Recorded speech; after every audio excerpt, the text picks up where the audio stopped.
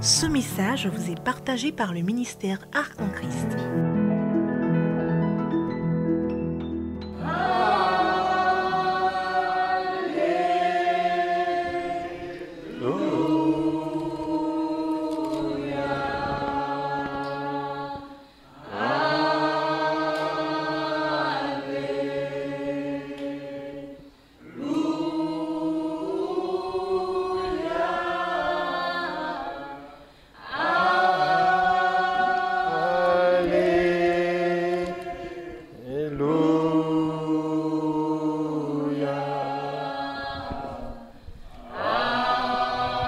Lève la main, balance les mains. Alléluia.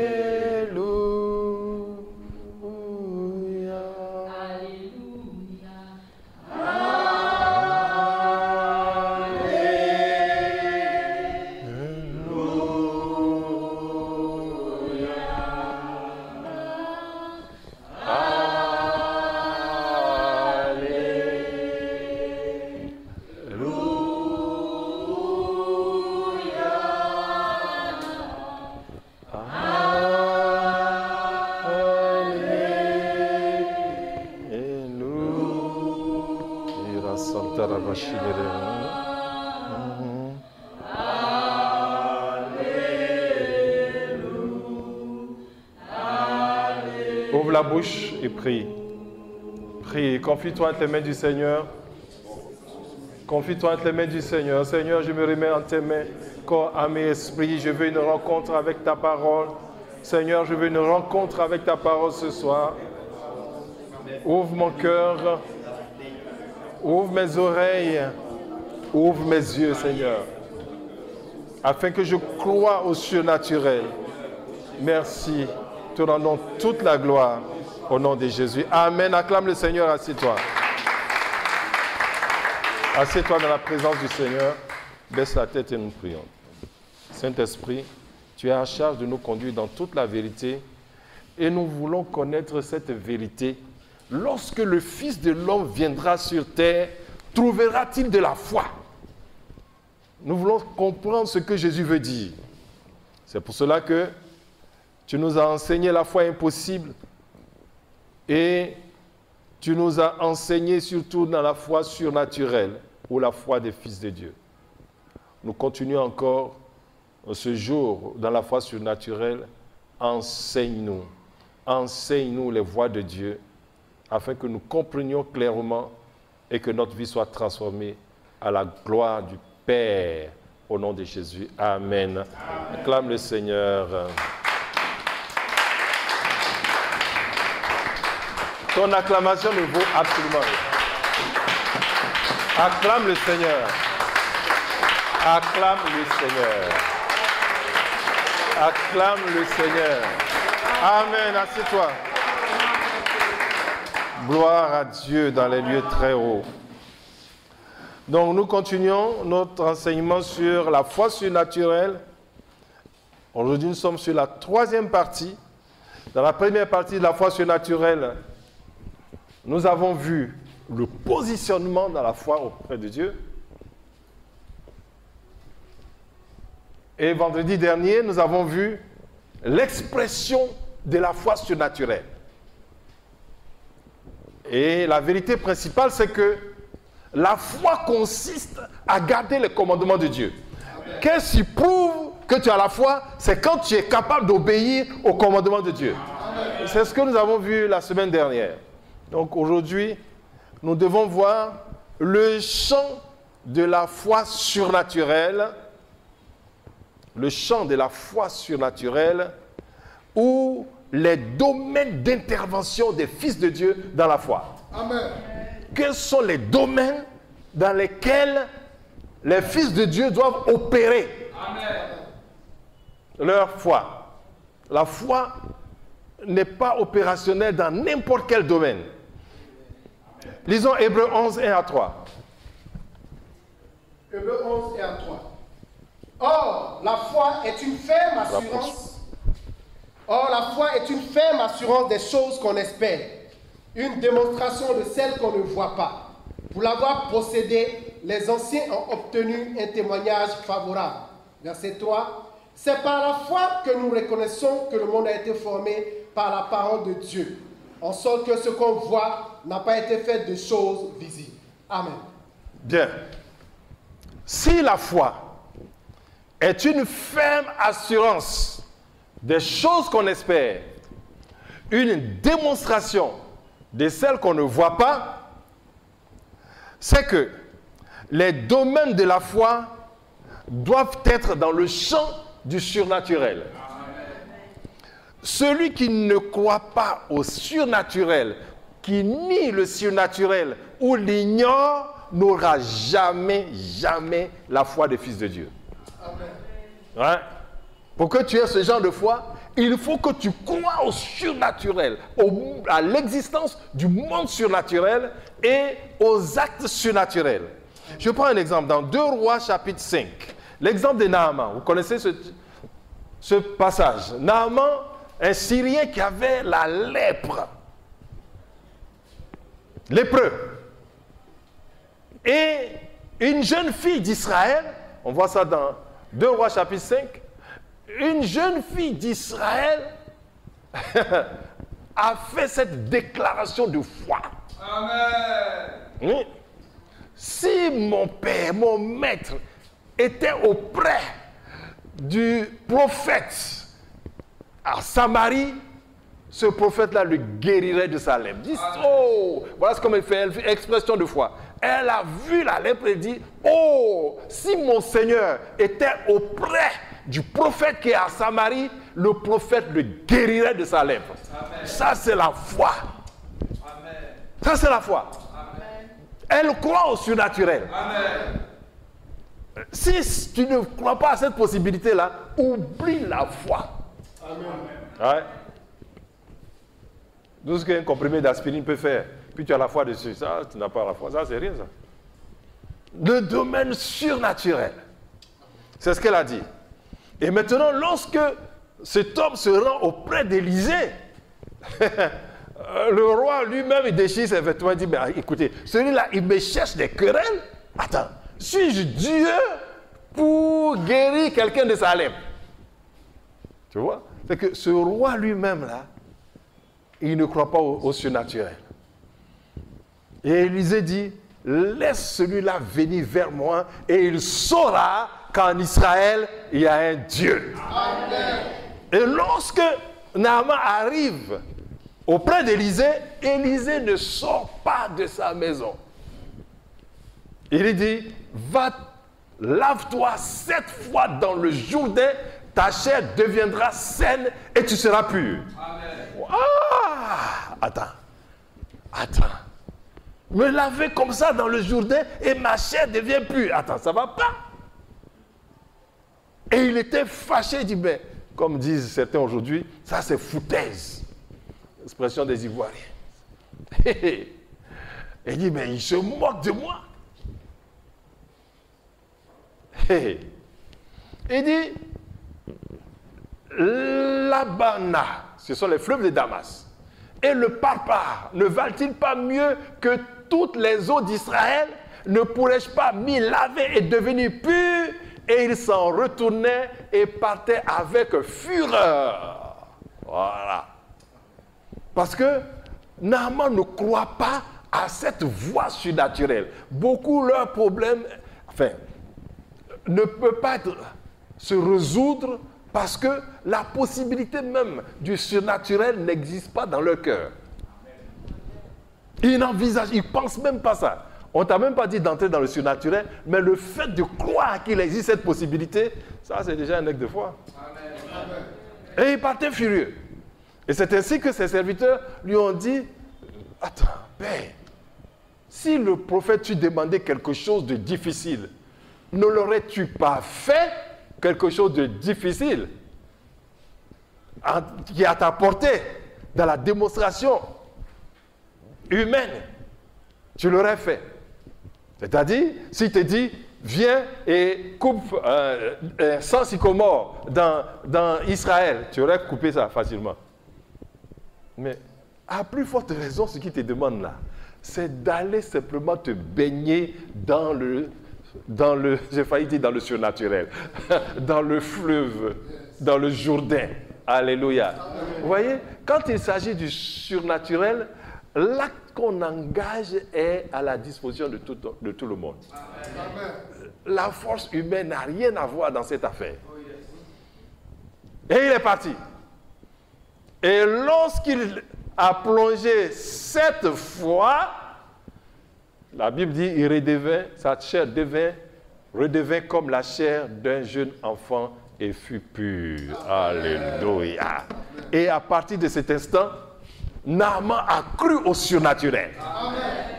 Et quand il a cru au surnaturel, il dit ce Dieu du surnaturel, je ne vais pas le lâcher. Amen. Je ne vais pas le lâcher. Combien de miracles Dieu a fait dans ta vie et combien de fois tu as été fidèle? Gloire à Dieu. Et il dit, il ne va pas adorer un autre Dieu si ce n'est le Dieu d'Israël. Donc, notre Dieu est unique en son genre parce qu'il opère dans le surnaturel. Amen. Il y a le naturel, mais nous avons le surnaturel. Amen. Voilà. Le champ d'opération de la foi surnaturelle, c'est ce qui est au-dessus du naturel. Amen. Le naturel, c'est la lèpre. Et la lèpre, là, peut-être que tu vas trouver une pommade efficace pour frotter. Ah, ça va disparaître, mais ça va laisser des cicatrices. Alléluia. Amen. Mais dans le surnaturel, il n'y a aucune cicatrice. La dernière condition devient meilleure que la première. Amen. Un autre exemple dans 2 Rois chapitre 7.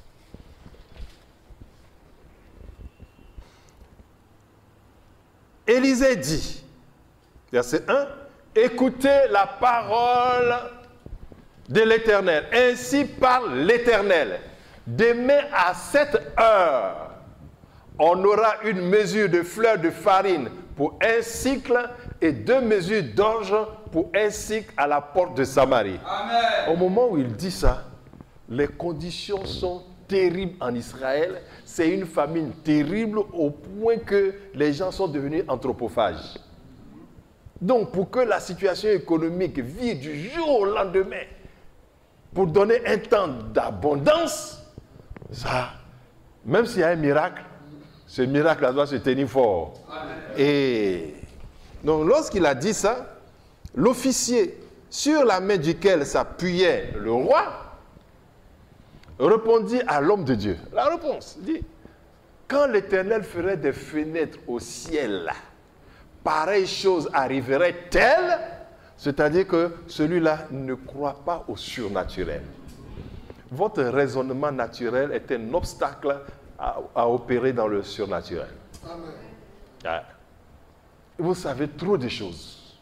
Trop de choses. Surtout dans le domaine de la guérison. C'est un obstacle majeur. Alléluia.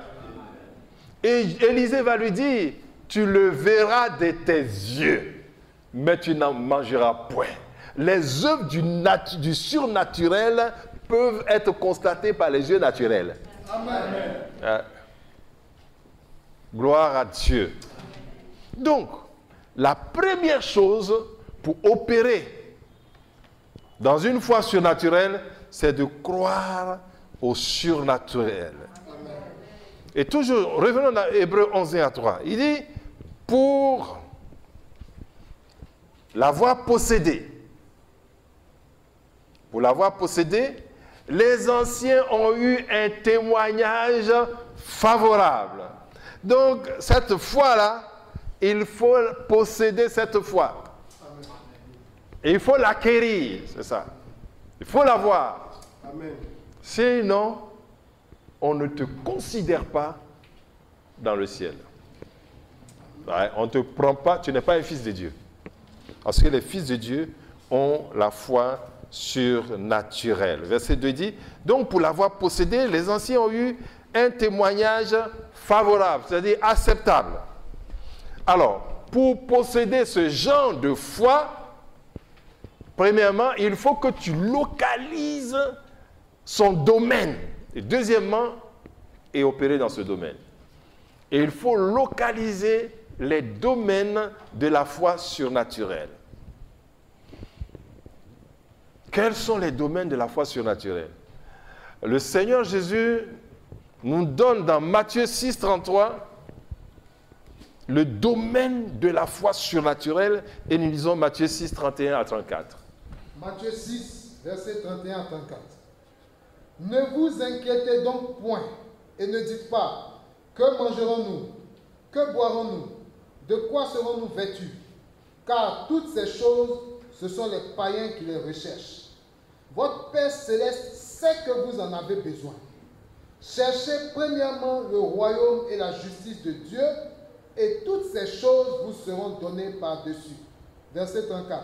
Ne vous inquiétez donc pas du lendemain, car le lendemain aura soin de lui-même. À chaque jour suffit sa peine. Amen. Eh bien, le Seigneur nous dit ici que la foi surnaturelle a pour champ exclusif, je dis bien exclusif et unique, le royaume de Dieu. Amen. Si ce n'est pas dans le royaume de Dieu que tu opères, tu perds ton temps. Ouais. Perds ton temps. Tu as dit, tu n'as pas d'argent, mais tu dis, par la foi, je vais me marier. Ça, ce sont des stupidités. La foi n'opère pas dans ce genre de choses. Amen. Je n'ai pas d'argent, je vais me marier par la foi. Ça, ce n'est pas le domaine de la foi, ça. Ce n'est pas le domaine de la foi. Le domaine de la foi concerne quoi? Le royaume. Amen. Le royaume. D'abord, le royaume. Ensuite, les actes qui sont comptabilisés, qui sont comptés comme actes de foi concernent la justice de Dieu. Ton amen n'a pas de foi parce que tu ne vois pas ce que tu dis. Et la justice de Dieu concerne son règne, son autorité et l'accomplissement de ses plans sur terre. Amen. C'est dans ça que ta foi doit évoluer. Donc la justice de Dieu concerne quoi? Son règne, son autorité et l'accomplissement de ses plans sur terre.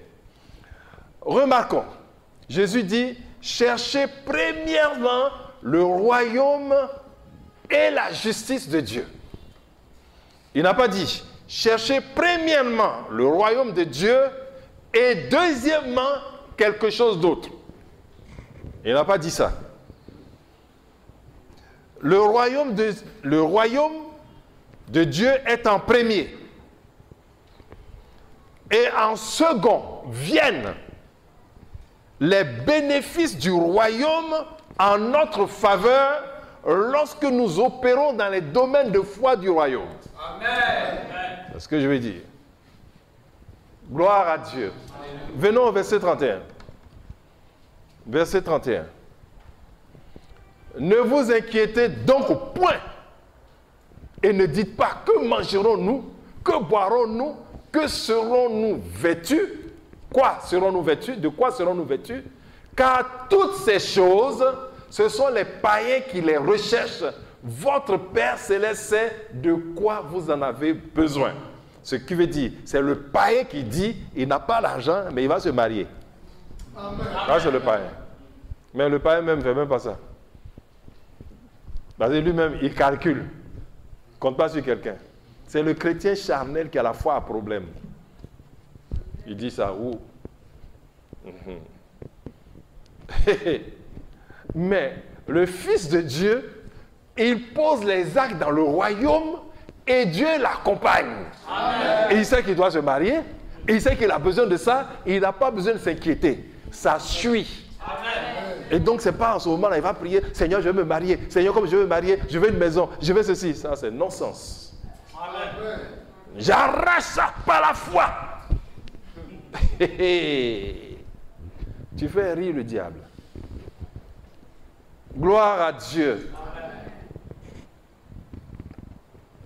Donc, fort de tout cela, et avec l'éclairage de la parole de Dieu, nous pouvons distinguer 5 domaines opérationnels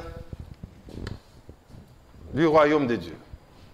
5 domaines opérationnels dans lesquels on peut poser les actes de foi. Le premier, c'est la gloire de Dieu. Amen. Le second, ce sont les intérêts de Dieu. Le troisième, ce sont les vertus de Dieu. Le quatrième, c'est l'œuvre de Dieu. Et le cinquième, c'est la volonté de Dieu. Amen. C'est dans ces domaines que ta foi doit s'opérer. Amen. Ouais. Donc, aujourd'hui, nous allons voir un seul point. La gloire de Dieu. Le champ opérationnel de la gloire de Dieu, là où on attend les actes de foi des enfants de Dieu. Amen. La gloire de Dieu consiste à élever Dieu, à le magnifier, le louer, l'adorer et à publier ses hauts faits. Donc, la gloire de Dieu consiste à élever Dieu, le magnifier, le louer, l'adorer et à publier ses hauts faits en tout temps, en tout lieu et de toute manière. Amen. Voilà pourquoi tu as des occasions exceptionnelles où tu es content, tu loues Dieu. Ça, c'est pas la foi. Et quand tu es content que tu loues Dieu, que tu chantes un cantique, tu loues, Seigneur, tu es merveilleux. Quand tu as reçu un cadeau, quand on a fait quelque chose, ça, c'est pas la foi. Ça. Et ce n'est pas une louange que Dieu agrée. Parce qu'il n'y a pas la foi dedans. Ah, il n'y a aucune foi. Et donc, la gloire de Dieu consiste à élever Dieu, le magnifier, le louer, l'adorer et publier ses hauts faits en tout temps, en tout lieu et de toute manière. Et cela ne peut se faire sans la foi. Amen. Ouais, tu ne peux pas louer Dieu, l'adorer, publier ses hauts faits sans la foi. Ça, c'est impossible. Hébreux 11, 3. Hébreux 11, verset 3. C'est par la foi que nous reconnaissons que le monde a été formé par la parole de Dieu, en sorte que ce qu'on voit n'a pas été fait de choses visibles. Amen. C'est par la foi que nous reconnaissons que le monde a été formé par la parole de Dieu. Et quand tu reconnais que ce monde a été formé par la parole de Dieu et que tu vois le matin et tu vois le soir, obligatoirement, ton cœur dit « Oh, gloire à Dieu » d'avoir fait les matins et les soirs, d'avoir fait les temps, les époques. Merci pour le soleil, merci pour la lune, merci pour... Alléluia. Tu es poussé à le dire. Et ça, c'est la foi qui fait ça. On va parler du roi David, c'est ça, c'est exactement ça.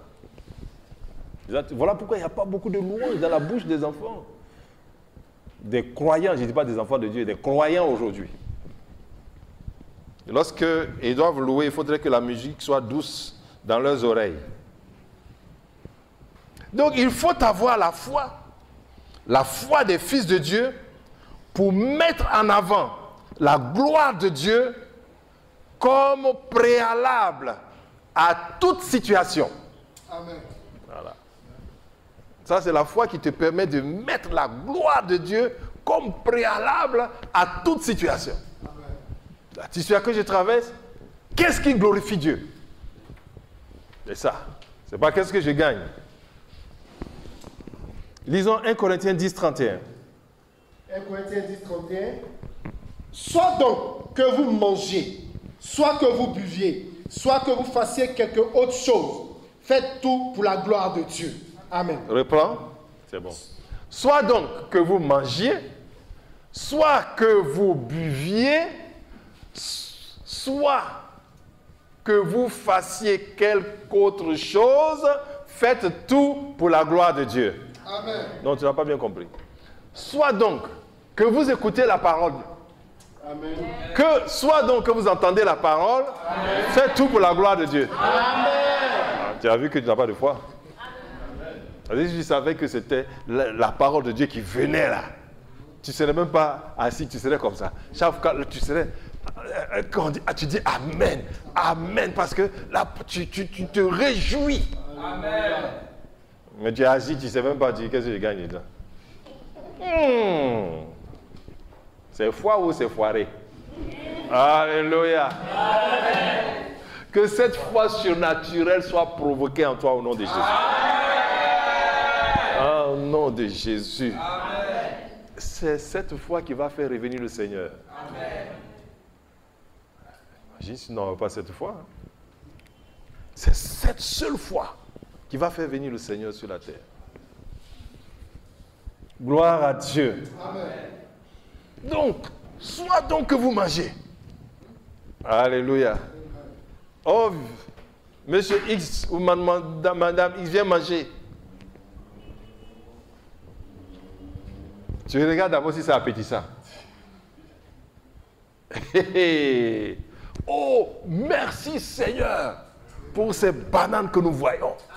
Amen. Merci Seigneur pour ces ignames. Amen. Et chaque fois quand je vois ces cargos de bananes, d'ignames, je dis, oh, gloire à Dieu. Amen. Parce que ce n'est pas mon président qui a fait tout ça. Hein. Il ne sait même pas comment on cultive l'igname, comment on fait. C'est aucun gouvernement, aucun ministère. Ça sort. Amen. Ça ne sort pas dans tous les pays comme ça. Hein. C'est une grâce. Amen. C'est une grâce. Ce n'est pas toi-même qui es assis à Abidjan ici, ce n'est pas toi qui as fait.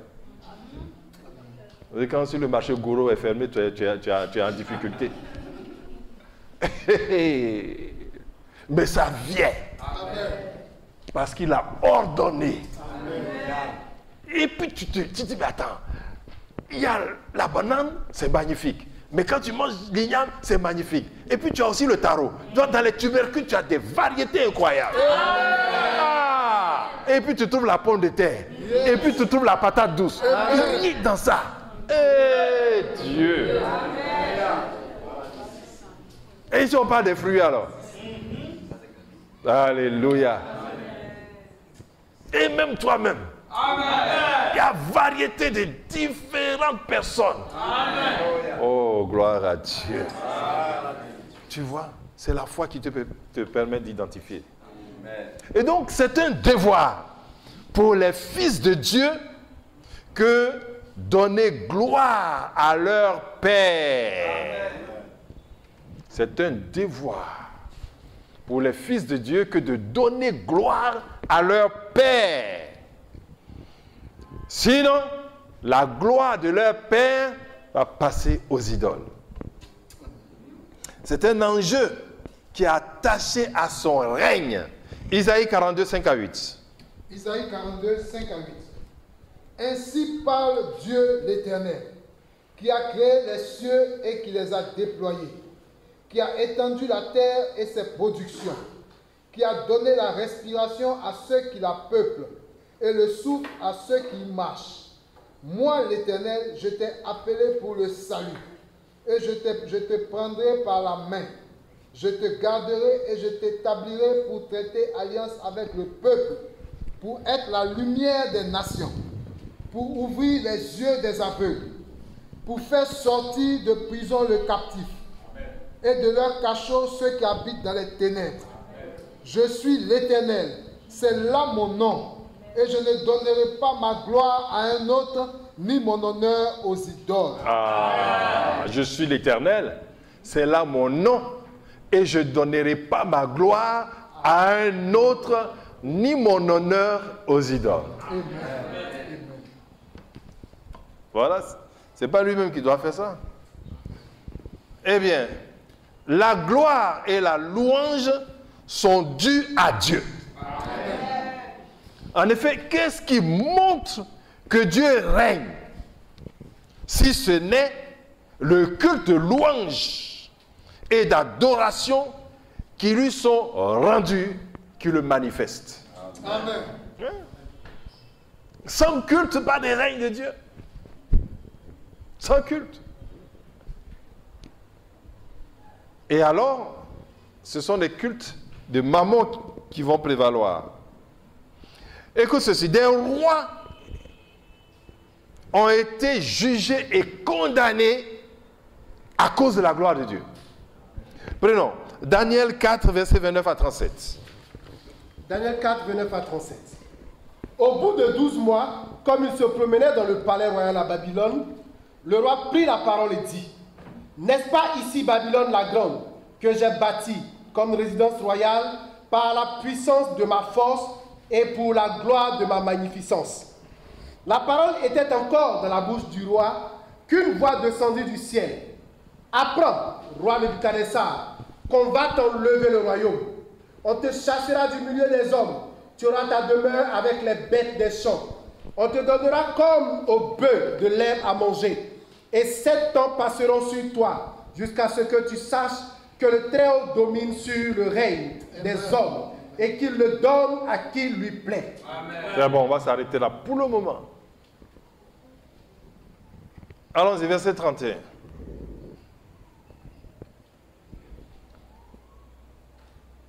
Non, pas le verset 31, le verset 29. Au bout de 12 mois, il y a des événements qui se sont passés. C'est là au bout de contexte. Un événement s'est passé, il a vu un songe et Daniel lui a donné des avertissements. Après 1 an, il était en train de se promener dans le palais royal à Babylone. Il était en paix. Dieu lui a donné toutes les nations de la terre, y compris le peuple juif Israël. Et, au verset 30, il dit, verset 30, Verset 30, le roi prit la parole et dit, « N'est-ce pas ici Babylone la grande, que j'ai bâtie comme résidence royale par la puissance de ma force et la gloire de ma magnificence. » Voilà. N'est-ce pas ici Babylone la grande que j'ai bâtie comme résidence royale par la puissance de ma force et pour la gloire de ma magnificence. Ça c'est Nebuchadnezzar. Tu dis et tu l'indexes en disant que celui-là vraiment c'est un idolâtre. Mais toi, lorsque tu as une petite promotion et qu'on s'est trompé pour te donner un grand bureau avec un fauteuil roulant et qui tourne, dès que tu t'assois dessus, tu te balances. Ah, c'est ça. C'est ça, on dit il faut faire des études supérieures, avoir des diplômes. Ah, ça c'est ce qu'il me faut. Ah, c'est exactement la même chose. Tu as bâti une maison, tu as souffert, tu as mis toutes les choses. Tu mets ton écran, c'est pas moi, ta télé, écran plasma, large, kilométrique, et tu es assis, tu zappes, tu dis, ah, ça c'est ça. Ça c'est ça la bénédiction. Amen. C'est exactement la même chose.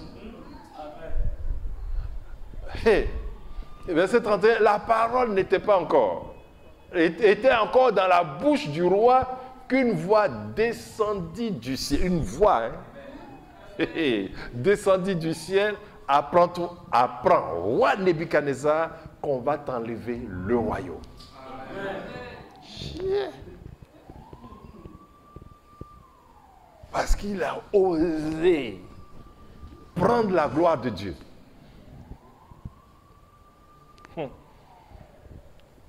Toi aussi, tu te demandes, tu te dis, là où tu es, tu n'as rien pour te vanter.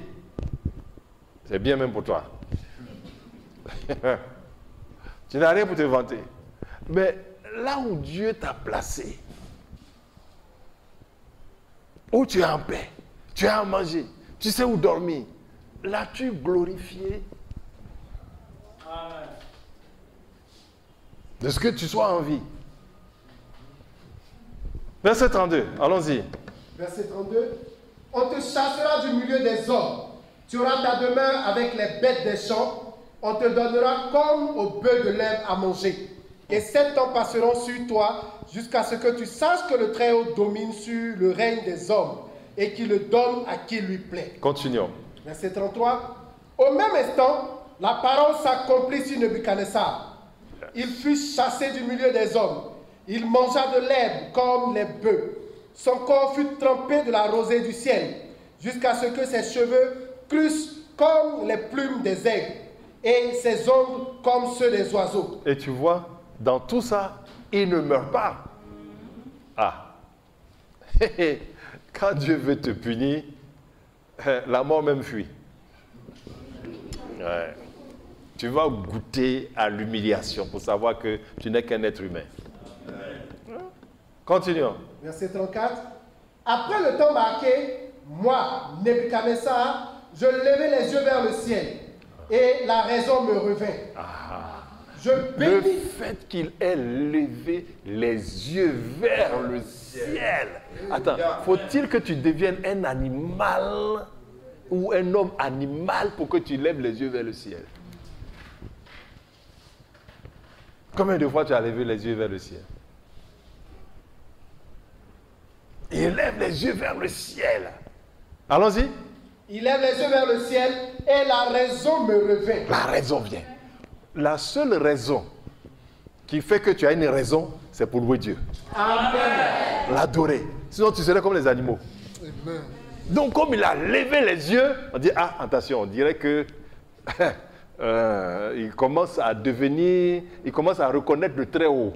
Donc, donnons-lui la raison pour voir. Allons-y, lorsqu'on lui a donné la raison, J'ai béni le Très-Haut. alléluia, J'ai loué et glorifié celui qui vit éternellement. alléluia. Donc, tu vois, ceux qui ont une saine raison, la preuve que tu as une saine raison, c'est que tu loues Dieu. Amen. Donc, est-ce que tu as loué Dieu aujourd'hui? Si tu n'as pas loué plusieurs fois, c'est qu'on doit t'envoyer à l'hôpital psychiatrique spirituel. Parce que tu n'es pas normal.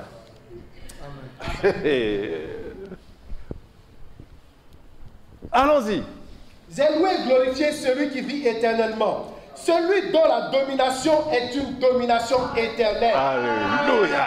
Et dont le règne subsiste de génération en génération. Tous les habitants de la terre ne sont à ses yeux que néant. Il agit comme il lui plaît avec l'armée des cieux et avec les habitants de la terre. Il n'y a personne qui résiste à sa main et qui lui dise, que fais-tu? Alléluia. Et quelle belle louange. Personne qui résiste à sa main pour dire à Dieu, qu'est-ce que tu fais là? Donc tu as vu? Chaque fois tu dis, Seigneur, ça c'est quoi ça encore? C'est ça là. Tu veux devenir comme Nebuchadnezzar. Seigneur, il y a quoi encore? Ça c'est quoi ça encore? Quel silence. Allons-y. Verset 36. En ce temps, la raison me revint, la gloire de mon royaume, ma magnificence et ma splendeur me furent rendues. Mes conseillers et mes grands me redemandèrent. Je fus rétabli dans mon royaume et ma puissance ne fit que s'accroître. Verset 37. Maintenant, moi, Nebuchadnezzar, je loue, j'exalte et je glorifie le roi des cieux. Donc toutes les œuvres sont vraies et les voies justes et qui peut abaisser ceux qui marchent avec orgueil. Amen. Alléluia. Gloire à Jésus. Bien, continuons. Si Dieu juge les rois puissants, ce n'est pas toi et moi qui ne peut pas juger. Ah ouais, bon. Allons-y. On va voir son fils Belchassar dans Daniel 5, 1 à 12. Daniel 5, 1 à 12. Le roi Belchassar donna un grand festin à ses grands au nombre de 1000, et il but du vin en leur présence. Belchassar, quand il eut goûté au vin, fit apporter les vaches d'or et d'argent que son père Nebuchadnezzar avait enlevées du temple de Jérusalem, afin que le roi et ses grands, ses femmes et ses concubines s'en servissent pour boire. Alors on apporta les vaches d'or qui avaient été enlevées du temple de la maison de Dieu à Jérusalem, et le roi et ses grands, ses femmes et ses concubines s'en servirent pour boire. Ils burent du vin et ils louaient les dieux d'or, d'argent, d'airain de fer, de bois et de pierre. Bien, arrêtons-nous là. Quand tu vas lire cette histoire, tu vas dire, mais ce Belchassar est stupide. N'a-t-il pas vu son père? Et qui est bien, c'est que toi, tu as vu non seulement Nebuchadnezzar, mais tu as vu Belchassar aussi, puis tu as vu... Et regarde, que tu célèbres ta fête et que tu te réjouisses avec la nourriture en abondance, avec tes concubines, tes femmes et tes concubines et tes grands, que tu ne considères pas le Dieu très haut, pas de problème encore, que tu commences à boire dans les coupes qui ont été dédiés au Très-Haut. Là encore, il n'y a pas de problème parce que c'est lui qui a fait amener là. Ça encore, il t'a laissé. Mais lorsque tu vas donner gloire à ce qui n'est pas Dieu, alors à l'argent, voilà, tu as touché à la gloire de Dieu. Tu vas dire que l'or, l'argent là, c'est l'argent.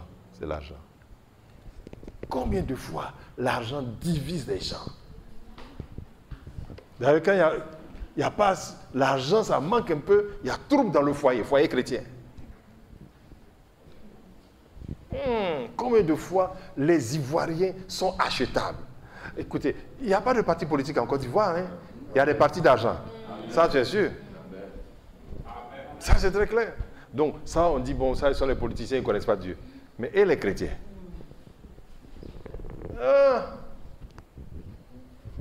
Ne dis pas combien de fois tu as volé Dieu dans les dîmes. Ça, c'est pas la politique.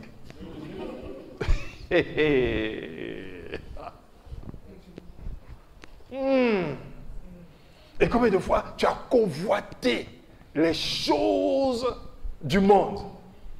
Et cette phrase que vous connaissez, voilà, nous sommes les fils de Dieu et les païens roulent dans les 4x4, dans les grosses voitures et nous sommes à pied. Tu es en train de louer quoi? Tu es en train de louer maman, hein? Lorsque tu dis ça, parce que le fait que tu sois fils de Dieu, tu ne te réjouis pas. Amen. David dit, je préfère manger là où il y a des laits pour nourriture qu'un veau gras là où il y a l'impiété. Alléluia. Si c'était les Ivoiriens aujourd'hui, là, ils n'allaient pas quitter le palais des pharaons s'ils étaient à la place de Moïse. Et Moïse dit qu'il préfère partager l'esclavage que de manger le pain de l'iniquité. Il dit, Dieu m'a béni depuis ma naissance. Je suis dans un bon palais. Moïse a refusé ça. Amen. Alléluia. Il s'est positionné. Allons-y. Il but du vin et il louait les dieux d'or, d'argent, d'airain, de Verset fer. 5. Verset 5. En ce moment apparurent les doigts d'une main d'homme. On dit bien, en ce moment, lorsqu'ils ont invoqué ces faux dieux, les doigts sont sortis. Allons-y.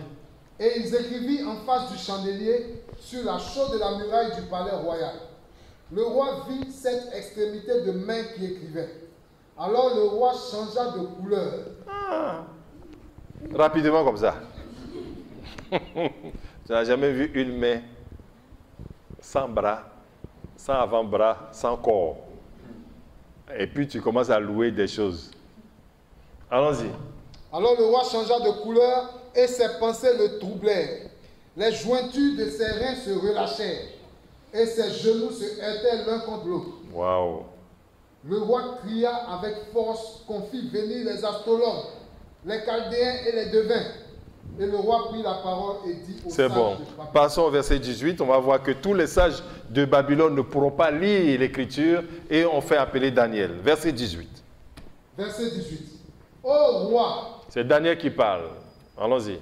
Le Dieu suprême avait donné à Nebuchadnezzar, ton père, l'empire, la grandeur, la gloire et la magnificence. Et à cause de la grandeur qu'il lui avait donnée, tous les peuples, les nations, les hommes de toute langue étaient dans la crainte et tremblaient devant lui.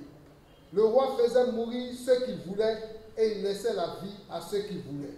Il élevait ceux qu'il voulait et il abaissait ceux qu'il voulait. Mais lorsque son cœur s'éleva et que son esprit s'endurcit jusqu'à l'arrogance, il fut précipité de son trône royal et dépouillé de sa gloire. Il fut chassé du milieu des enfants des hommes. Son cœur devint semblable à celui des bêtes et sa demeure fut avec les ânes sauvages.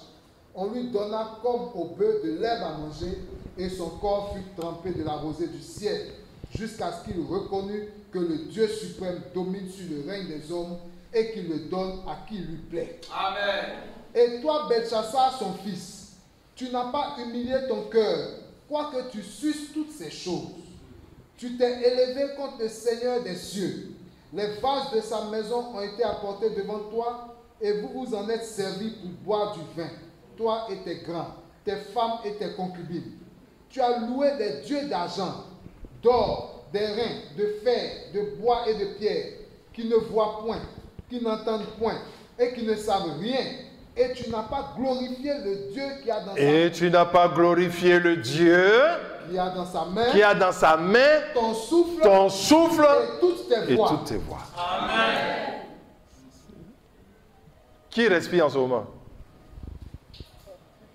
Combien de fois tu dis merci et tu le glorifies? Et il dit, et tu n'as pas glorifié le Dieu qui a dans sa main ton souffle et toutes tes voix. C'est-à-dire que c'est lui qui te permet d'aller et revenir chaque fois. Et tu ne l'as pas glorifié. Vous voyez qu'il faut de la foi pour glorifier Dieu dans ce genre de choses. Amen. Parce que pour toi, c'est gratuit. Et tu respires sans un abonnement à CIE ou quelque part. Une énergie quelconque. Par exemple, c'est de l'énergie. Tu ne payes pas la facture. Mais là où on paye la facture, tu les loues toujours. Tu dis, ah, c'est quoi ça, ces factures-là? Tu parles dessus, ça c'est leur louange, ça. Et c'est fait pour ça. Mais quand tu respires bien. Alléluia. Amen. Continuons. Verset 24. C'est pourquoi il a envoyé cette extrémité de main qui a tracé cette écriture. Voici l'écriture qui a été tracée. Comptez. Comptez. Comptez. Comptez. Pesez. Pesez. Et diviser. Et diviser. Regarde. On t'a compté, on t'a pesé. Diviser, c'est ta date de péremption. Tous ceux qui ne le glorifient pas, ils vont vers leur date de péremption. Sur la terre. Donc, plus tu le glorifies, plus la durée de ta vie se prolonge sur la terre. Allons-y, verset 26. Verset 26, et voici l'explication de ces mots. Comptez. Dieu a compté ton règne et y a mis fin. Pesé. Tu as été pesé dans la balance et tu as été trouvé léger. Combien de fois tu as glorifié Dieu? J'allais dire avec un cœur pur aujourd'hui. Lève la main que je vois. Avec un cœur pur. Mais quand tu lèves ta main là, Dieu voit où? Avec un cœur pur. Tu n'as pas pensé à quelque chose. Bon, si c'est vrai, ça ne devrait pas s'arrêter. Et pendant ce temps, pendant que j'enseigne, tu serais le premier à dire Amen. Amen. Parce que ton cœur est tellement pur que tu te réjouis de Dieu. Mais c'est pas ce que je vois. Parce que l'enseignement est une occasion de louange et d'adoration. À cause des vérités. Amen. Mais je ne vois pas. Et tu me dis que tu as loué Dieu avec un cœur pur. Termine. Verset 28. Divisé. Ton royaume sera divisé et donné aux Mèdes et aux Perses. C'est bon. Voilà. Donc, vous voyez que Dieu juge même les rois. Pourquoi il les juge? Parce qu'ils sont en position. C'est à cause de leur position. Ils sont plus en position de s'attirer la gloire de Dieu. Et tout le monde les adore.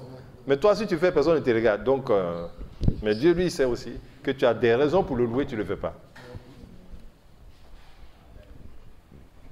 Alors, les fils de Dieu ne doivent pas se taire. Amen. Parce que s'ils se taisent, la gloire de Dieu va passer aux idoles et à Mammon. Amen. Tous ceux qui, lorsqu'ils reçoivent l'argent, ils sont en train de danser. Et venir crier, Alléluia, oh, j'ai un bon témoignage, qu'est-ce qu'il y a? J'ai eu une augmentation de 50% sur mon salaire, que le Seigneur soit béni. Ça, tu danses pour Mammon. Combien de fois tu es venu te rendre témoignage, tu dis, ah, vraiment, ça fait 1 mois, je ne mens plus. Mais je n'ai jamais été triste. Ah, je ne me suis pas mis en colère depuis 6 mois. Ça, c'est la gloire de Dieu. Amen. On va voir les autres domaines.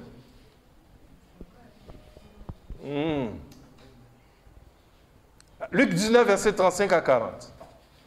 Luc 19, 35 à 40. Et ils amenèrent à Jésus l'anneau, sur lequel ils jetèrent leurs vêtements et firent monter Jésus. Quand il fut en marche, les gens étendirent leurs vêtements sur le chemin.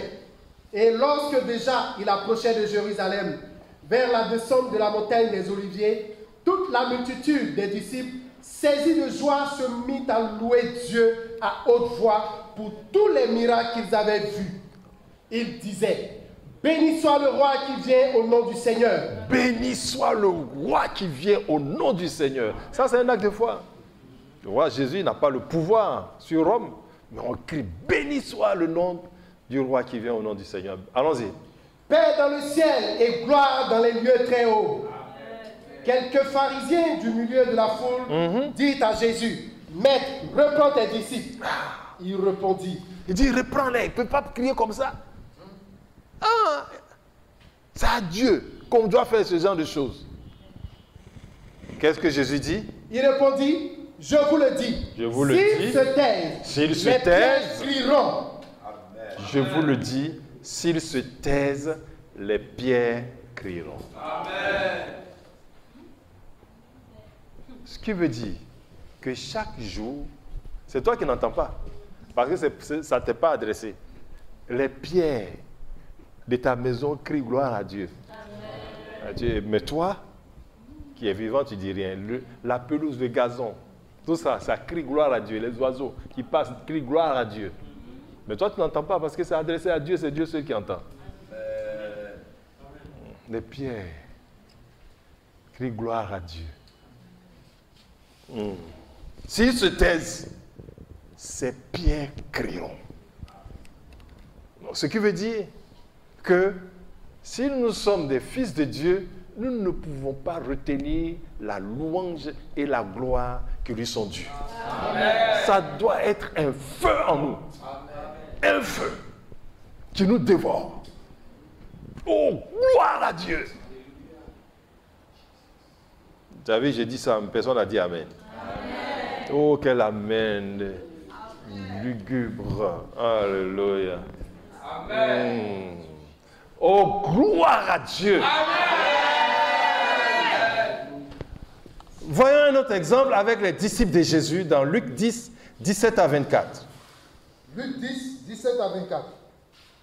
Les 70 revinrent avec joie, disant: Seigneur, les démons même nous sont soumis en ton nom. Jésus leur dit: Je voyais Satan tomber du ciel comme un éclair. Voici, je vous ai donné le pouvoir de marcher sur les serpents et les scorpions, et sur toute la puissance de l'ennemi, et rien ne pourra vous nuire. Amen. Cependant, ne vous réjouissez pas de ce que les esprits vous sont soumis, mais réjouissez-vous de ce que vos noms sont écrits dans les cieux. Amen.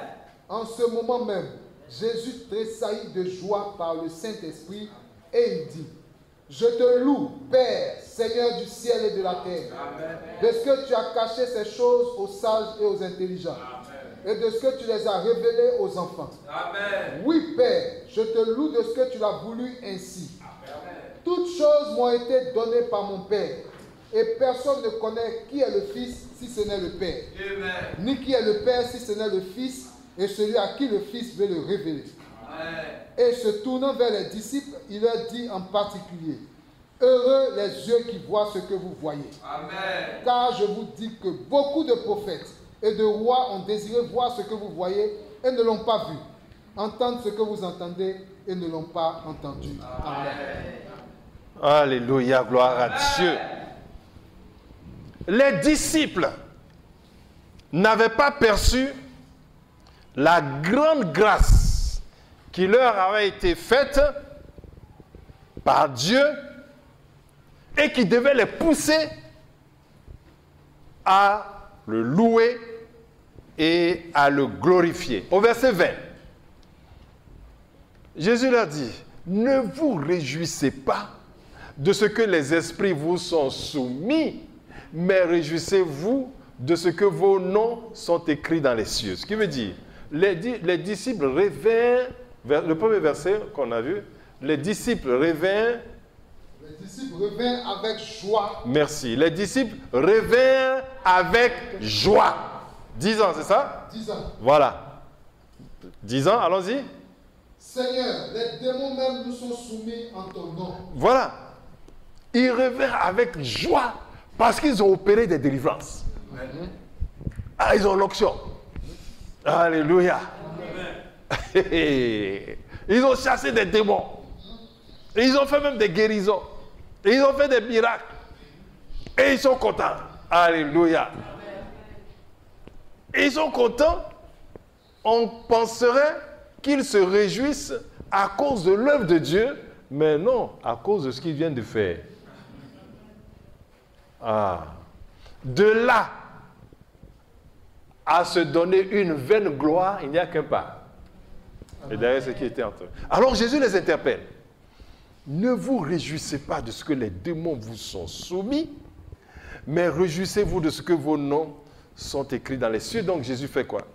Jésus leur donne d'avoir le regard de la foi, d'avoir le regard de la foi et de reconnaître que leur nom est écrit dans les cieux. C'est une faveur illimitée, c'est une grande faveur et cette faveur devait les pousser à glorifier Dieu. Amen. Ah, nous sommes indignes d'opérer ce genre de choses.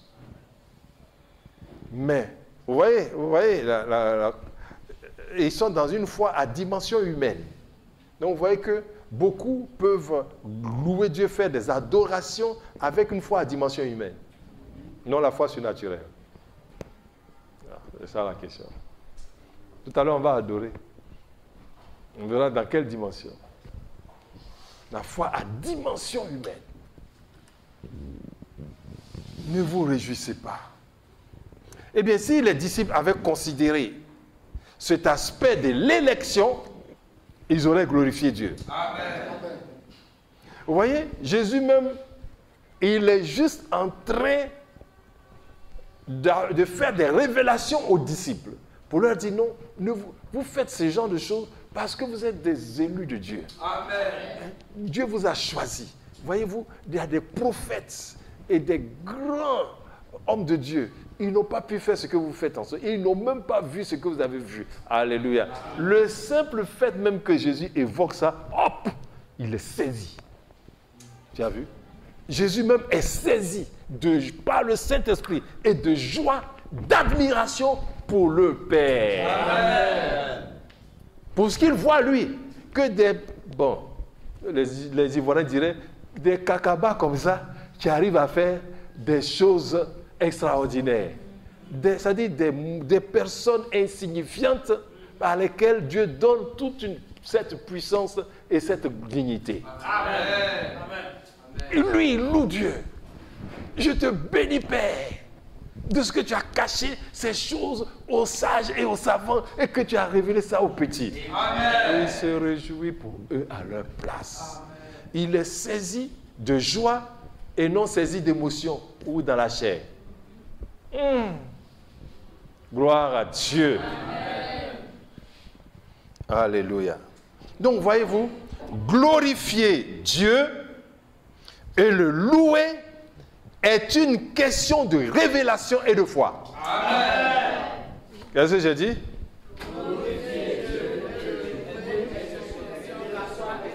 C'est vrai. Glorifier Dieu et le louer est une question de révélation et de foi. Amen. Pour cela, lisons Jean 4, versets 23 à 24. Jean 4, 23 à 24.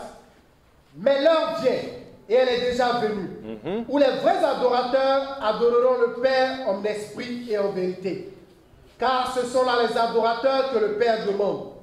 Dieu est esprit, et il faut que ceux qui l'adorent, l'adorent en esprit et en vérité.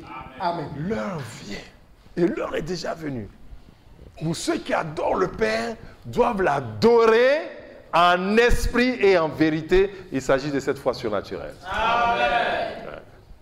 Quand tu l'adores, c'est comme si tu le voyais. C'est ça. C'est ça la foi surnaturelle. Alléluia. S'il y a une personne dans la Bible qui a manifesté la foi dans le domaine de la gloire de Dieu, c'est le roi David. Amen. Son combat contre Goliath n'était pas pour se donner un nom ou avoir un trophée, mais pour sanctifier le nom de Dieu et le magnifier devant une armée païenne qui bafoue le nom de Dieu. Je dis Amen 100 fois. Amen. Combien de fois des gens ont blasphémé devant toi sans que tu ne réagisses? Dis des choses sur Dieu sans que tu ne réagisses. Quand on te voit, lorsqu'il veut dire des insanités, dit, ah, tais-toi, le chrétien est là, il ne faut pas qu'on parle de ça. Ah, là, ce serait vraiment un témoignage. Amen. Mais il se permet de dire ces choses devant toi sans que tu ne réagisses.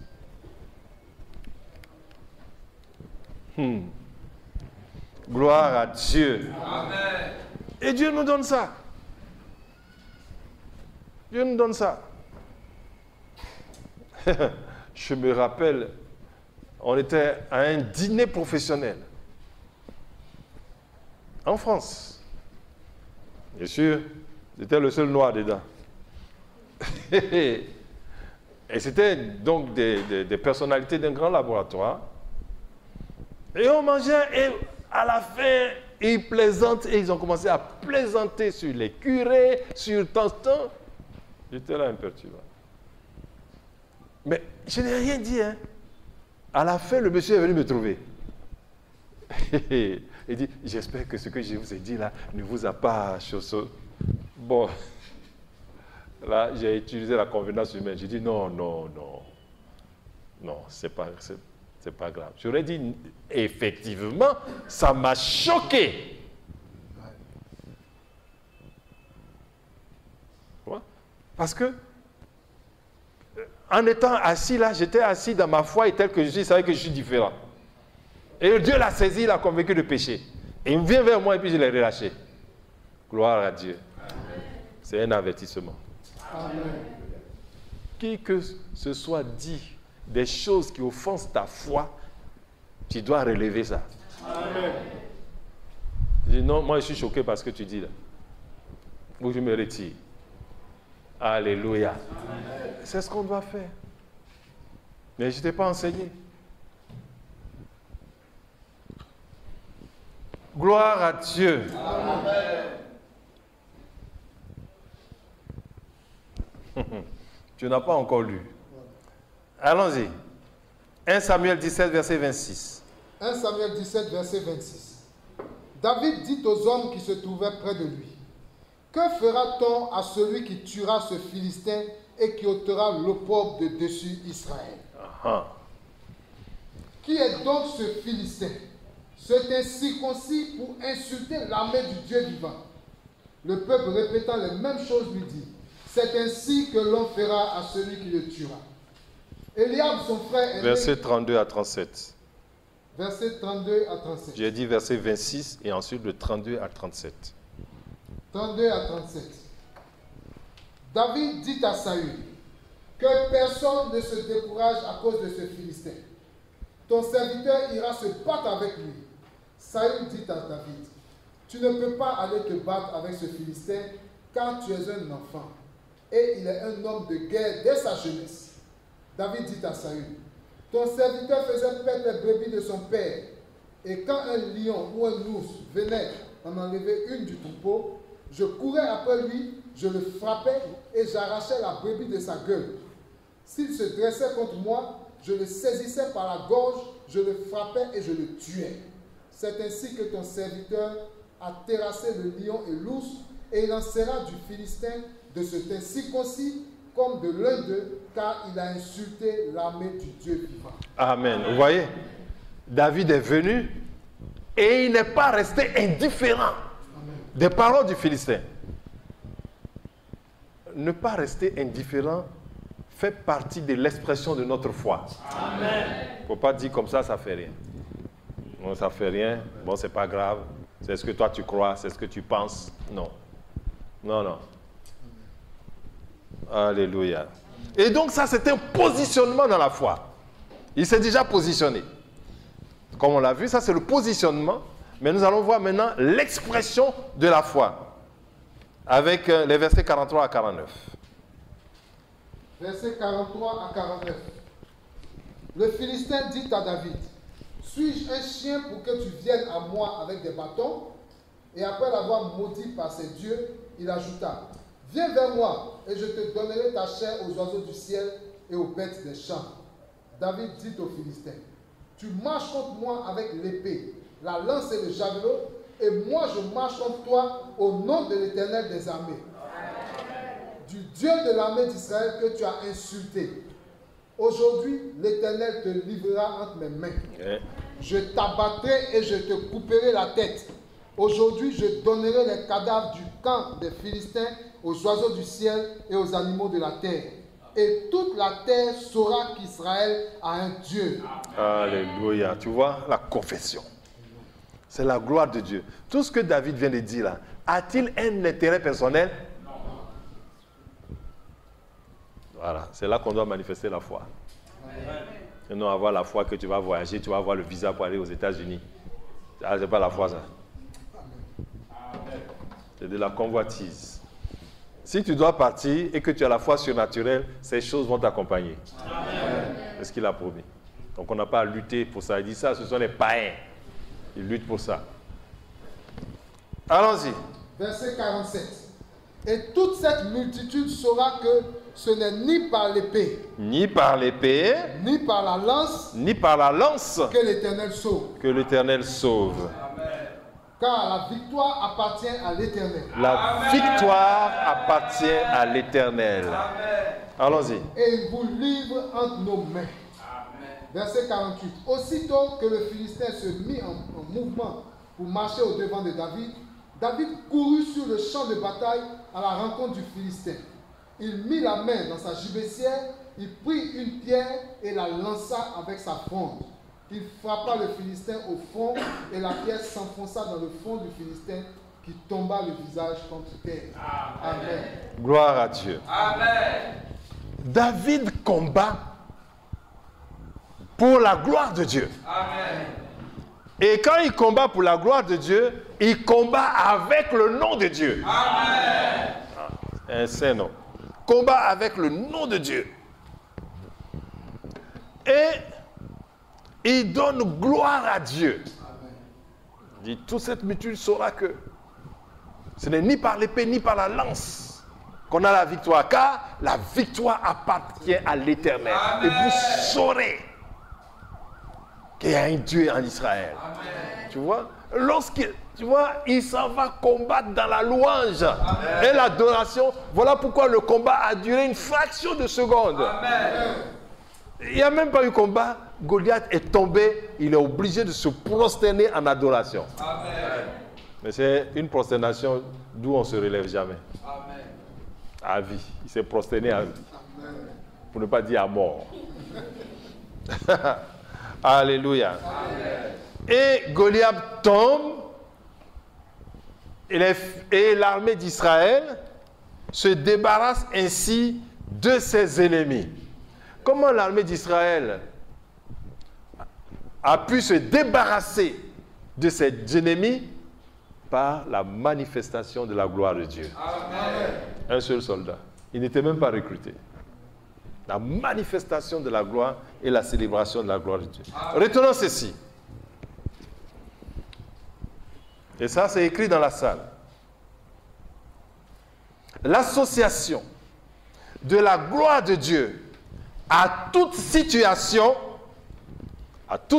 difficile, donne la victoire. Amen. C'est écrit là-bas. L'association de la gloire de Dieu à toute situation difficile donne la victoire. Acte 16, 16 à 31. Acte 16, 16 à 31. Comme nous allions au lieu de prière, une servante qui avait un esprit de python et qui, en devinant, procurait un grand profit à ses maîtres, vint au devant de nous et se mit à nous suivre, Paul et nous. Elle criait, « Ces hommes sont les serviteurs du Dieu très haut, et ils vous annoncent la voie du salut. » Elle fit cela pendant plusieurs jours. Paul, fatigué, se retourna et dit à l'esprit, « Je t'ordonne, au nom de Jésus-Christ, de sortir d'elle. » Et il sortit à l'heure même. Voilà, parce que ça, c'était prendre la gloire de Dieu, mais de manière très discrète. Lorsque cet esprit impur dit, ces hommes sont les serviteurs du Dieu vivant, écoutez-le, vous pensez que cet esprit est en train de glorifier? Jamais. Elle est en train encore de prophétiser par l'esprit impur, et ça montre qu'elle a un esprit de révélation, c'est ça. Ça augmente son pouvoir, ou ça augmente son champ d'action. Elle est capable même de dire ce que sont les hommes de Dieu. Voilà. Et comme Paul voit que ce n'est pas une gloire de Dieu, il a dit ça suffit comme ça. Au nom de Jésus, quitte-la. Amen. Tu n'as pas été autorisé à parler de nous. Voilà. Mais vous allez voir la suite. Allons-y. Verset 19. Les maîtres de la servante, voyant disparaître l'espoir de leur gain, se saisirent de Paul et de Silas et les traînèrent sur la place publique devant les magistrats. Voilà, ce n'est pas parce que tu loues Dieu et que tu as glorifié Dieu que tu as chassé un démon qu'on ne peut pas t'attraper. Et puis quand on t'a attrapé, ça ne veut pas dire que tu es dans la défaite. Amen. Amen. Amen. Parce que la victoire, c'est notre foi. Le fait qu'on t'ait saisi, on n'a pas enlevé ta foi. Amen. Ne vous trompez pas. Allons-y. Verset 20. Il les présentait au prêteur en disant, ces hommes troublent notre vie. Ce sont des Juifs qui annoncent des coutumes qu'il ne nous est permis ni de recevoir, ni de suivre, à nous qui sommes Romains. La foule se souleva aussi contre eux, et les prêteurs, ayant fait arracher leurs vêtements, ordonnèrent qu'on les bâtît de verges. Après qu'on les eut chargés de coups, ils les jetaient en prison, en recommandant aux geôliers de les garder sûrement. Bien. Pourquoi ont-ils été battus? Pourquoi ont-ils été battus? Pour la gloire de Dieu. Amen. Alors là, la main n'a pas assez de foi. Amen. Pourquoi ont-ils été battus? Pour la gloire de Dieu. C'est pour la gloire de Dieu. Pour la gloire de Dieu. Pour que la gloire de Dieu soit manifestée. Amen. Donc, toi, chaque fois qu'on t'a insulté, tu commences à pleurer. Pourquoi tu ne te laisses pas insulter pour la gloire de Dieu? Amen n'a pas de foi. Amen. Alléluia. Amen. Quand on t'insulte et tu arrives à toujours faire des actes de justice. Amen. À être bon, à être juste, amen, à être serviable, amen, malgré les injures. Amen. Ça, c'est la gloire de Dieu. On verra les jours qui suivent. Amen. Les jours qui vont suivre. Parce que tu fais une chose juste, on va t'humilier. C'est pour la gloire de Dieu. Si seulement c'était vrai. Allons-y.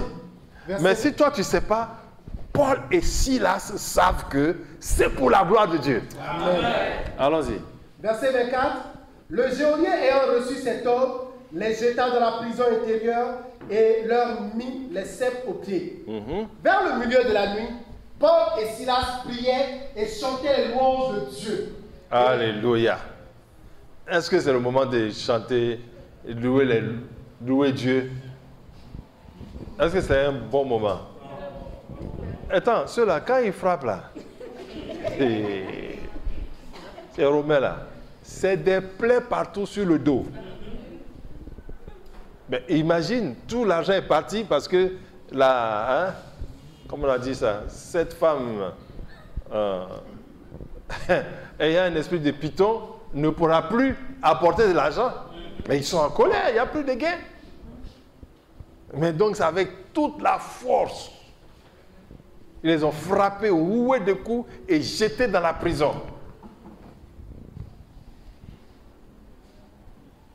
Et leur corps est identique au nôtre. Amen. Toi, juste quand une petite lame te coupe, regarde ce que tu fais. Là, c'est de fouet, des lanières de plomb. Donc on les a jetés sans soin. Donc la douleur, les brûlures sont encore là. Ils n'ont pas loué Dieu tout de suite. On les a jetés en prison, dans le noir, et vers minuit, milieu de la nuit. Allons-y. Vers le milieu de la nuit, Paul et Silas priaient et chantaient les louanges de Dieu. Et ils ont commencé à prier et à chanter. Oh Dieu, nous te bénissons, nous te rendons grâce. Tu es le Très-Haut, Éternel. Amen. Oh Dieu, merci. Amen. Merci pour les coups que nous avons reçus. Alléluia. Ah, tu nous as jugés dignes de recevoir des coups pour le nom de Jésus. Alléluia. Ah, et ils ont commencé à chanter maintenant.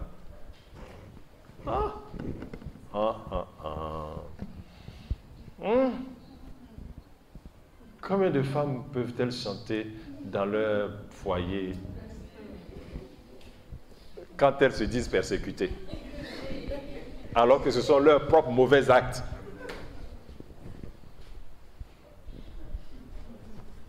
Combien d'hommes peuvent louer et adorer Dieu quand le foyer, la maison n'est pas comme ce qu'elle devait être à leurs yeux? Et puis disent, when I look at the mountain, look at the valley. Le salon est désordonné. Est-ce qu'il y a une femme dans cette maison? Ça, c'est une autre louange. Alléluia. Je vous demande, est-ce que ça, c'est dedans aussi? Oui. Et le oui là n'est pas très fort. Écoute, si tu ne peux pas être persécuté d'après toi, là, tu ne pourras pas arriver dehors. Quand tout le village va se soulever comme toi, toute la famille va se soulever comme toi, parce que tu ne te comportes pas comme les autres. Alléluia. Venons à Paul et Silas. Continuons. Ils chantaient les louanges de Dieu et les prisonniers les entendaient. Ah, ce qui veut dire qu'ils chantaient bien. Ce n'est pas dans les pleurs qu'ils chantaient. Parce que si ils pleuraient en chantant, ça n'est pas parti loin. D'ailleurs, c'est les pleurs qu'on aurait entendus. Donc, ça veut dire que c'est à cœur joie. Allons-y. Verset 26.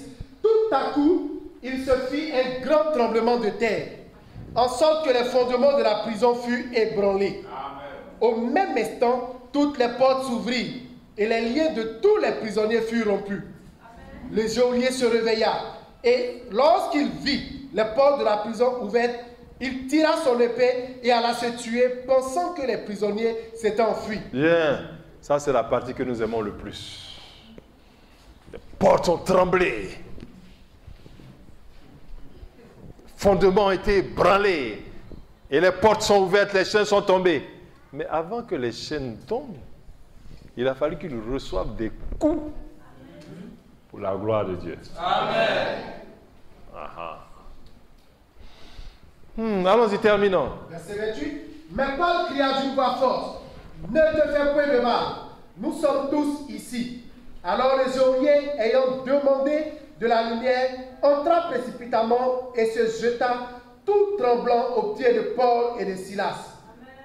Il les fit sortir et dit, Seigneur, que faut-il que je fasse pour être sauvé?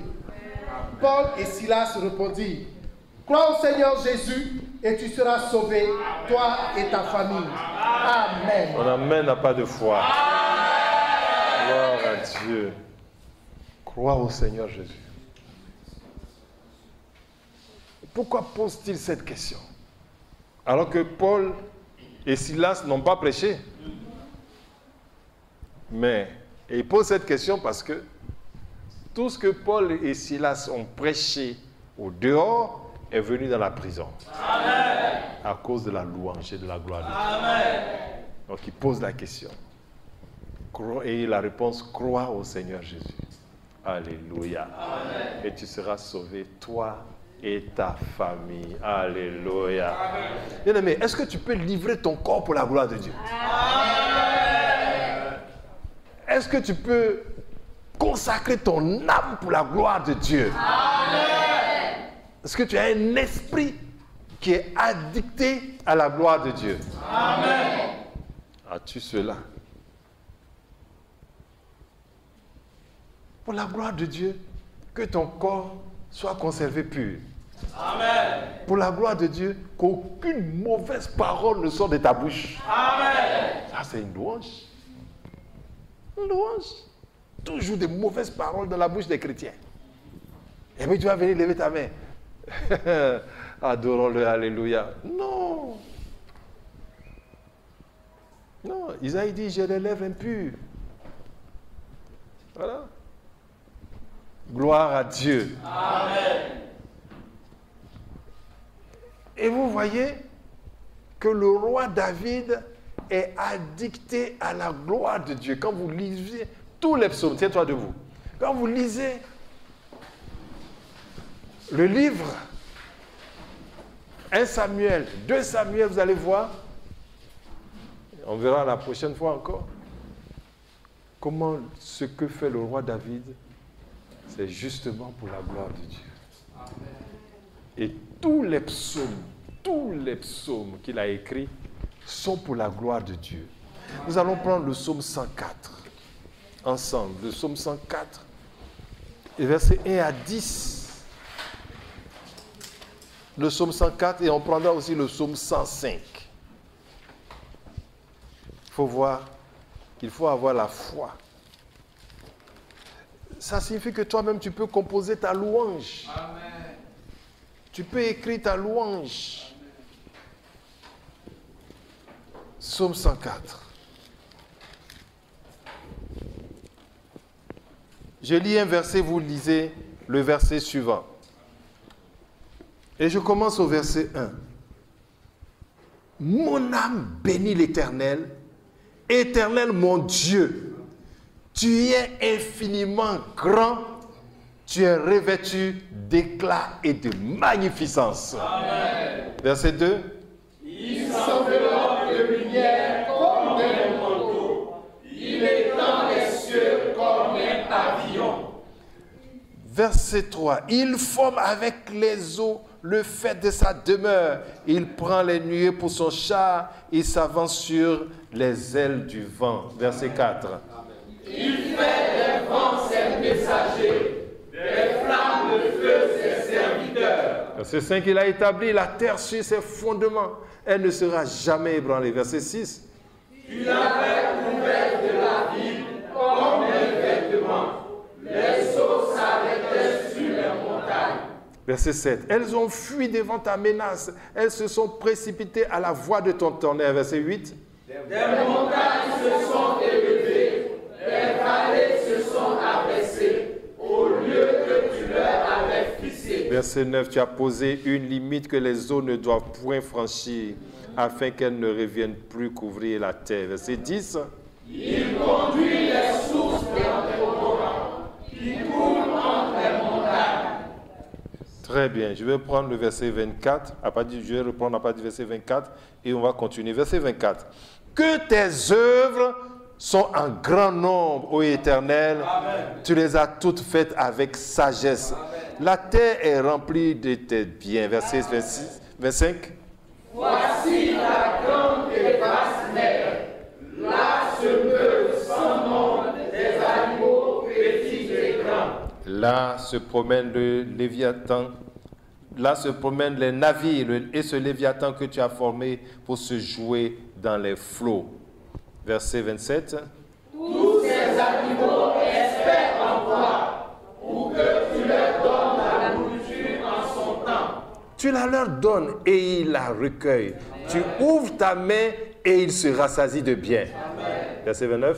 Tu caches ta face, ils sont tremblants. Tu leur retires le souffle, ils expirent et retournent dans leur poussière. Verset 30. Tu envoies ton souffle et ils sont créés. Et tu renouvelles la face de la terre. Amen. 31. Que la gloire de l'Éternel subsiste à jamais. Que l'Éternel se réjouisse de ses œuvres. Il regarde la terre et elle tremble. Il touche les montagnes et elles sont fumantes. Verset 33. Je chanterai l'Éternel tant que je vivrai. Je célébrerai mon Dieu tant que j'existerai. Verset 34. Que mes paroles lui soient agréables. Amen. Je veux me réjouir en l'Éternel. Verset 35. Que les pécheurs disparaissent de la terre et que les méchants ne se parlent plus. Mon âme bénit l'Éternel. Louez l'Éternel. Très bien. Vous voyez, il faut la foi pour écrire ça. Amen. Il faut la foi. On va terminer avec le 105, verset 1 à 11. Je lis, on va s'arrêter au verset 11. Je lis le verset 1. Louez l'Éternel. Invoquez son nom. Faites connaître parmi les peuples ses hauts faits. Verset 2. Chantez, chantez en son honneur. Parlez de toutes ses merveilles.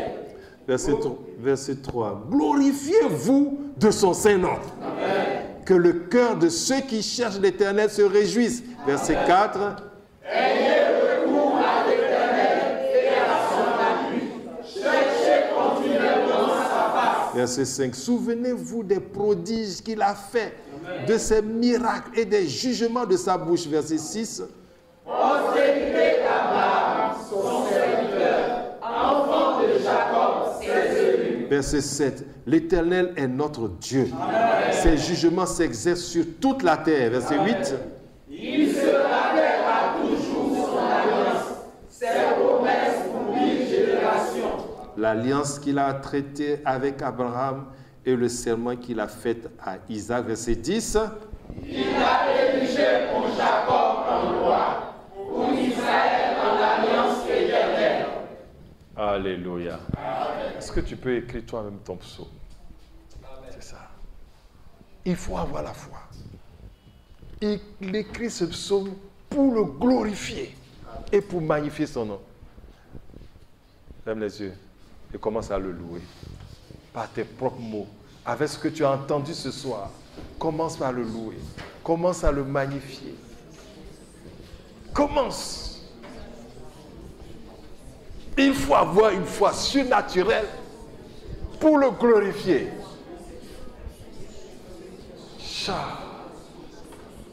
Qu'on entende ta louange, qu'on entende ton psaume.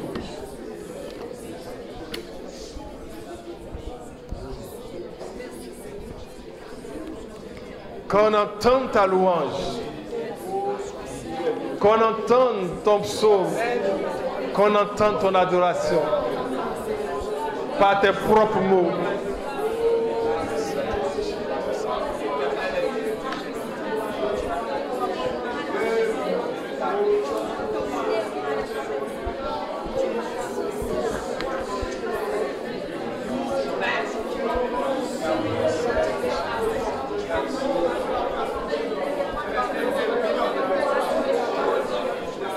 Ouvre la bouche. Adore-le. Magnifie-le, glorifie-le, exalte-le.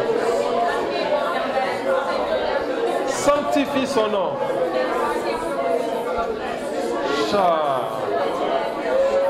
Et ce qui a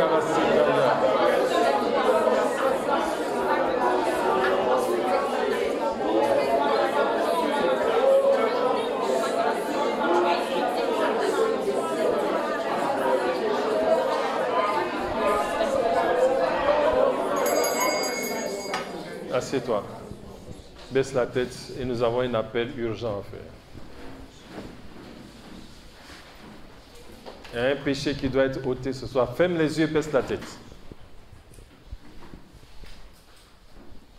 Et entends les paroles là de ton cœur. Ne joue pas avec l'idolâtrie. Tu es ici. Et pendant l'enseignement ou maintenant, tu te rappelles ou tu ne te rappelles pas, mais le Saint-Esprit t'amène que tu as donné la gloire de Dieu à des êtres humains ou à des générations ou à des coutumes, des pratiques, des idoles à cause de ton intérêt personnel. Tu n'as pas glorifié Dieu là où tu devais le glorifier. Tu as marché sur sa gloire. Aujourd'hui, c'est un temps où Dieu attend que tu sois réconcilié avec lui parce que lui t'a créé pour sa gloire. Pourquoi as-tu donné sa gloire à des êtres humains? Sa gloire a une position.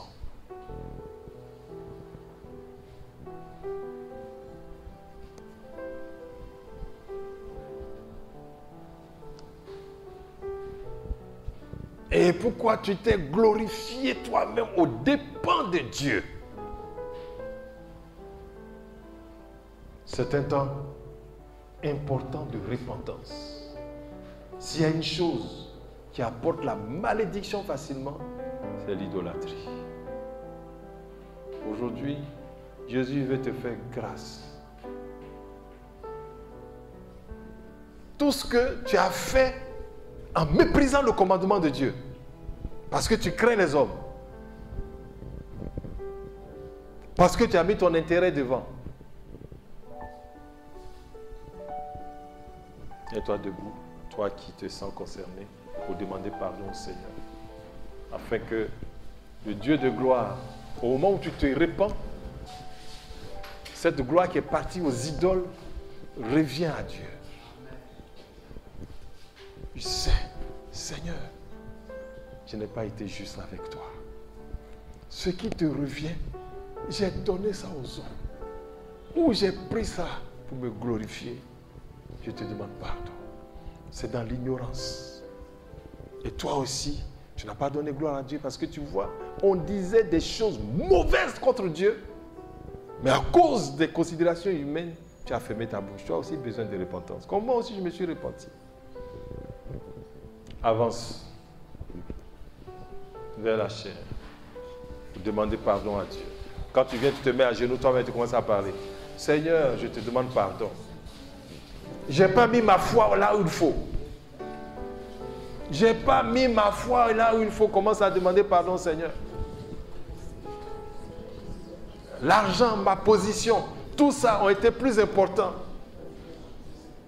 Les coutumes et les pratiques, tout ça ont été plus importants. Je les ai considérés et je n'étais pas honoré. J'avais peur d'être rejeté. J'avais peur de ne pas être compris. Je te demande pardon. Lave-moi de tout péché d'idolâtrie. Lave-moi de tout péché d'idolâtrie. Purifie-moi, Seigneur. Là où je donnais ta gloire à des hommes, Seigneur, je te demande pardon. Je te demande pardon. Je me répands, je regrette de tout mon cœur, de toute mon âme.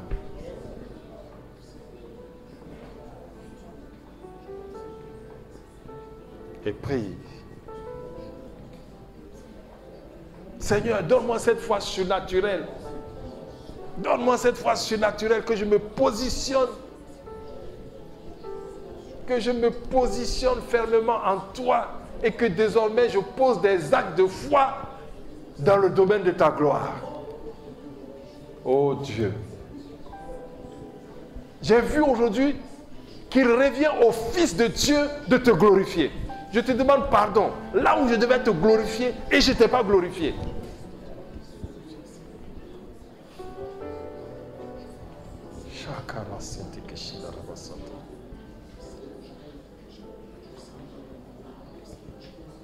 Te rendons grâce.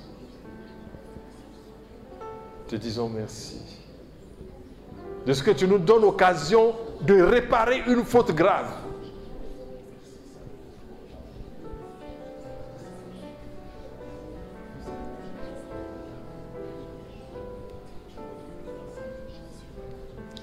Là aussi, tu es passé par la corruption, c'est aussi une idolâtrie. Seigneur, demande pardon tous les actes de corruption dans lesquels j'ai été impliqué. Je refuse désormais de servir maman. Lave-moi de mes fautes, purifie-moi de mes péchés. Merci Seigneur, au nom de Jésus. Amen. Garde le silence, je prie pour toi. Père éternel, nous voulons te rendre grâce, te dire merci. Merci de nous avoir instruits sur une chose aussi importante que la manifestation de ta gloire par l'exercice de notre foi. Merci. Merci. Merci aussi pour ces bien-aimés qui sont venus se réconcilier avec toi et qui ont marché dans l'ignorance, avec la foi à dimension humaine. Seigneur, pardonne-leur toute faute commise contre ta gloire. Lave-les de tout péché et brise tout lien avec toute forme d'idolâtrie qui est dans leur conscience. Seigneur, afin que ces œuvres mortes disparaissent de leur cœur, de leur conscience, et qu'ils te servent avec un cœur pur. Merci, je les déclare sanctifiés au nom de Jésus-Christ de Nazareth. Je prie par le Saint-Esprit que la grâce de te servir avec un cœur pur pour marcher pour ta gloire seule leur soit accordée au nom de Jésus. Merci. Tu leur donnes un cœur pour te louer, pour te célébrer, pour te sanctifier en tout temps, en tout lieu, en toutes circonstances, maintenant au nom de Jésus-Christ de Nazareth. Recevez cette grâce au nom de Jésus-Christ de Nazareth. Amen. Tiens-toi debout, remercie le Seigneur. Vous avez été édifié par ce message? Vous voulez de plus amples informations? N'hésitez surtout pas à nous contacter au numéro suivant 02 02 10 17 08 35 27 38. Shalom et que Dieu vous bénisse.